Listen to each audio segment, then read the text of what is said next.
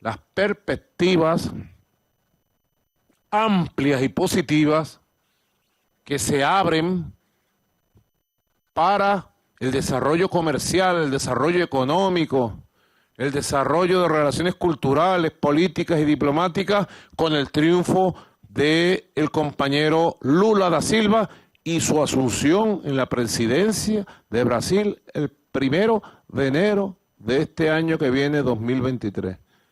Nuevas perspectivas de avance con Brasil, Colombia, Brasil. Y también creo que puedo adelantar, señora vicepresidenta, ¿es posible decirlo? ¿O todavía no? ¿Puedo anunciarlo o no? ¿O no? Dime, ¿sí o no?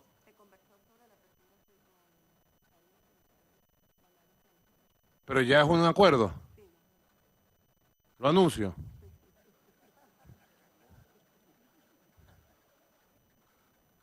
O lo dejo para que lo anuncien ellos mañana.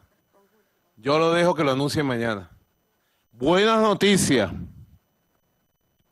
Una excelente reunión hoy, ya para culminar acuerdos entre el gobierno de la República Bolivariana de Venezuela y el gobierno de los Países Bajos, lo que antes era Holanda.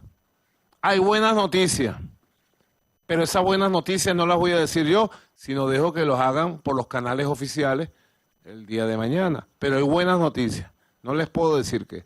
Lo cierto es que Venezuela va mejorando todo el entorno, va mejorando todo su entorno geopolítico.